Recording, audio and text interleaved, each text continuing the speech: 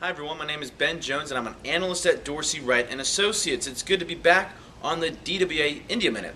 And today I want to look at the Indian stock market through the lens of the exchange traded fund product. And these are ETFs. These are traded on an intraday basis in the Indian stock market. So I selected 3 of these ETFs that I want to talk about that I think provide good examples of what we're seeing across the Indian equity market as well as the world. And so right now, if we were to take a look at one ETF in particular, and since I like to talk about the CNX Nifty in the video each week, let's take a look at the Nifty Bees ETF, which tracks the CNX Nifty.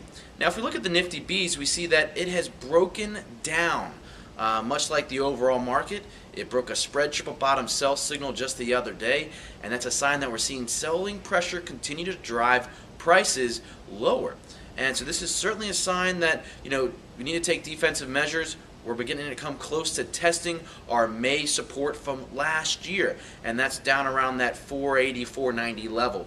So although the Nifty continues to trade in a positive trend, we're seeing lower prices, and so if buyers are trying to find an opportunity to buy, it wouldn't be right here because we're waiting for some sort of confirmation that we're seeing demand pick up, and that would be at least a reversal up in the X's and an establishment of support. Next on the list is the Motilal Oswal Most Shares M100 ETF. Now this is interesting because it provides a picture of what we're seeing in the mid-cap Indian equity space. And right now it's very similar to what we're seeing in large cap equities. We're seeing prices go lower. We're seeing multiple sell signals. We're seeing a negative trend here. And this does suggest some defensive measures are necessary as we're beginning to get below our April support levels. And that's April 2011. And this is again the Motilal Oswal Most Shares M100. That's a mouthful, but it's important to remember if you are an investor, if we do see the market pick up, this is one ETF to potentially consider if you want some mid-cap exposure. And finally, the Kotak Gold ETF. We have seen this fund rise along with the prices of gold as investors are taking defensive measures, buying this precious metal, and this is a way for investors to garner physical gold exposure in a different manner. And what we see here is that the Kotak Gold Fund has risen really since it pulled back in September. And so if investors want exposure to something right now, certainly we haven't seen gold stop. Now, what should you do right now? Well, it's not the best entry point because it's extremely overbought. And so this is when we recommend investors scale into a stock or a fund, and Kotak Gold is no exception.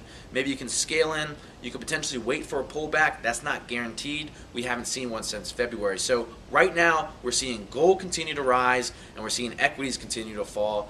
Thus, it presents a very defensive posture for equities right now in India and also in the world. So those are 3 funds to consider, in terms of trying to figure out what's going on here. What's rising, what's falling, what are investors buying? And right now, it's clearly gold. You can tell that not even by just looking at the Kotak Gold chart, but probably any other form of gold out there, whether you're burying it in your backyard, storing it in a vault. People are still trying to find ways to buy gold, and the Kotak Gold Fund is one way to do that.